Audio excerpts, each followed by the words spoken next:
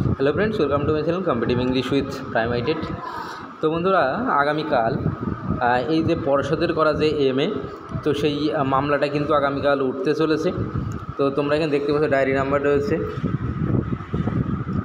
এই যে এমএ, আর এখানে লিস্টেড যে হয়েছে সেই বিষয়টাও এখানে তোমরা দেখতে পাচ্ছ।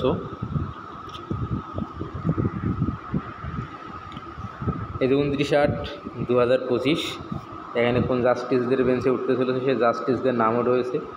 সিরিয়াল নাম্বার দেখো 27-এ রয়েছে মামলাটা 27 নম্বর সিরিয়ালে রয়েছে।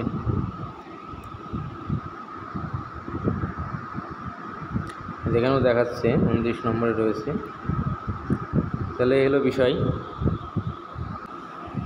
আর তার পাশাপাশি দেখো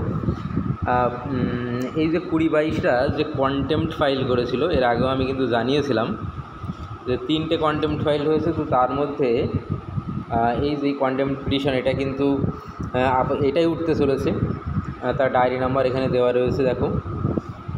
আর যে কন্টেম্পট যেটা রয়েছে দেখো, Sukhendu Naskar ORS versus Gautam Pal and ORS. আর এর পাশাপাশি দেখো একটা বিষয় এখানে রয়েছে দেখো। তো এই যে 20-22-দের করা যে কন্টেম্পট মামলা যেটা রয়েছে, তো সেটা তো উঠছেই। তো তার পাশাপাশি পর্ষদের করা যে মিসলেনিয়াস অ্যাপ্লিকেশন, তো সেটাও কিন্তু একই দিনে উঠতে চলেছে। তো এটা কিন্তু একটা বেশ ভালো বিষয়।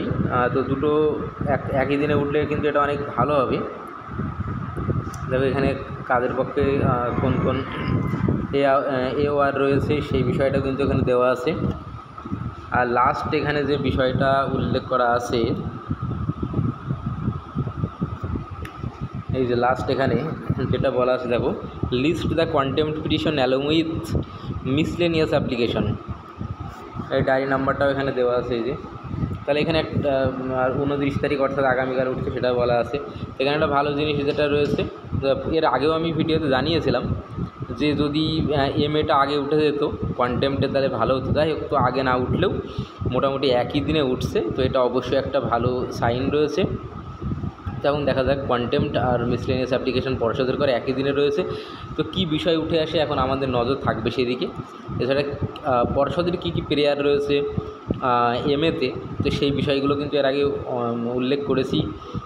তারপরে যে 20-22-তে যে কন্টেম্পট ফাইল যেটা, সে বিষয়েও আমি কিন্তু বিগত ভিডিওগুলোতে জানিয়েছি।